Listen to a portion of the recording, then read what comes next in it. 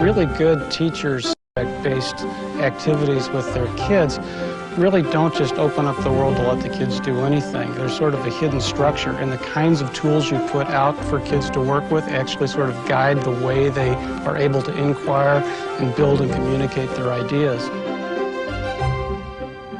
What we imagine for the future is sort of a workspace or desktop where teachers can just choose all the different tools they want, drop them into place, go to work, and the software takes care of all of the integrations. The kinds of tools we're looking at and developing are ones that allow you to create learning environments, do your own publishing, build things that are in fact are useful not only at the moment, but can potentially be useful to the colleagues in your district and beyond. Peter? Hi. Hi. Listen, I am totally stumped. I have this great unit on growth and nature, but I'm having a heck of a time really driving the point home. What are you looking for exactly? Well, I've got some great observation experiments, and I've got some great background material on cell growth, but... You're just not sure how to open the lesson. Yes, that's it. That's exactly it. That's my problem. You're in luck. I came across some really good time-lapse stuff last week. Worked great with my kids. Here, I'll send you Cyberlink.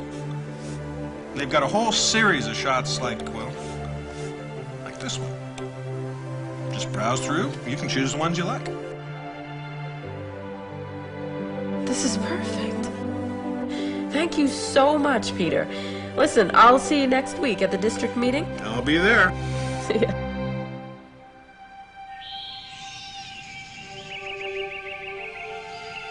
The real world's full of all kinds of sounds and actions and colors that really turn kids on. That's what really drives curiosity. If in the future we had really powerful mobile devices that would help kids collect those images and sounds and work with them, we'd have a kind of opportunity for learning that we've never had before. The real power of these technologies is that kids would have the opportunity to connect to other sources of information, to ask questions, to compare and contrast, to analyze right there at the moment of discovery.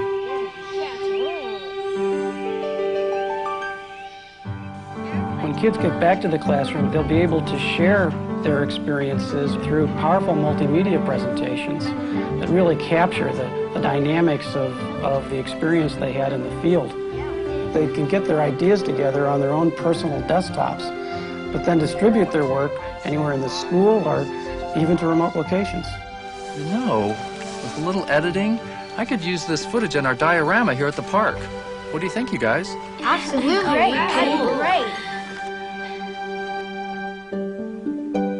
When we had a very small information space, it was practical to think about people going through and indexing at least what they thought were the big ideas of the key concepts.